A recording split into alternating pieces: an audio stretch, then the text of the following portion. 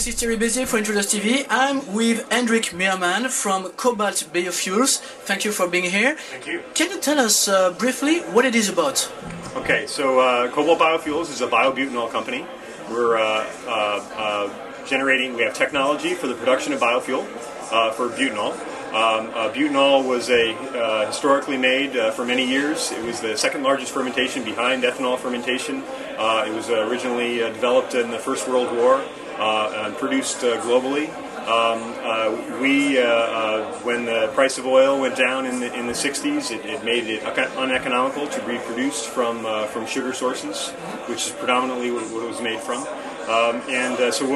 Now with the price of oil going up, obviously there's a different motivation and economic driver on that. So we have technology where we apply the tools of biotechnology that have been developed over the last 30 years to the production of biobutanol. Specifically, we have imaging technology where we create in our strains a sensor which then we detect the formation of light that correlates with butanol formation, and that allows us to optimize the production of butanol continuously in the fermentation. And then we also have efficient energy technology. So we have separation technology, which reduces the cost of energy separation in the historical process by about 50%, or at least 50%. And with the combination of the optimization of the fermentation conditions with our sensor detector technology and the energy efficiency of our separation technology allows us to reduce the cost to a much more economical solution to biofuels. So, as you said, now that the price of the oil is rising up, yes. Now it's important for the green technology to be here. Why is it important for you to be here actually? How big is the market for you?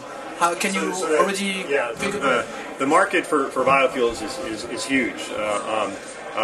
Liquid fuels for the transportation sector are obviously the most... it's the most portable and easily utilized fuel.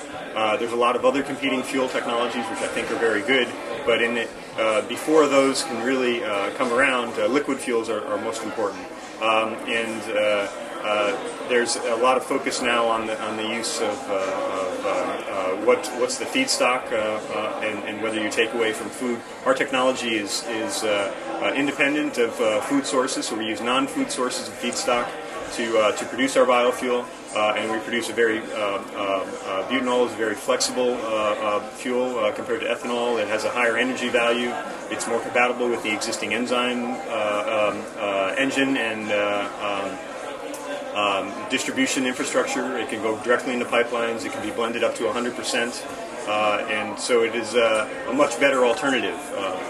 It's very interesting because everybody is concerned about the food, actually the lack of food, and it's interesting to see that your technology is not using it. Yes. And what about the competition here in Europe? Isn't it too risky for a company like you from California to come to Europe with all the historical tryout of biofuels also? Are you confident? I think there's two aspects to that. One is, obviously we're focused initially in the U.S. This is our here at the Transatlantic Green Platform is our first entree into accessing the European market. We want to identify and establish potential partners in this market as we expand and grow, because it's obviously a global problem. So that's secondly, I think Europe is really ahead of the game on a global basis in terms of thinking green. So playing in this market is a very important part of our strategy as we expand. And can you consider Europe has to be a production place also? I believe so. Our business model has to do with relatively distributed production, using regional feedstocks. So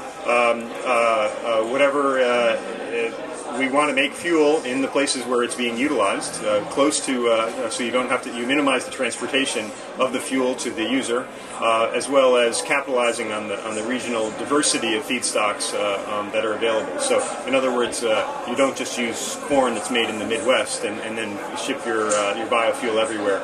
You might use sugar beets that are made in Canada, or sweet sorghum, which is another one of our favorite feedstocks that are made in other locations. And we're expanding beyond those. Those are our initial targets. But I'd be interested in hearing what are the favorite feedstocks or potential feedstocks in Europe in various regions. So we are here at the California Tech Showcase. Why it was important for you to be here, and what are you expecting from this conference? We were invited here. One of our financial investors offered us as a potential here, and then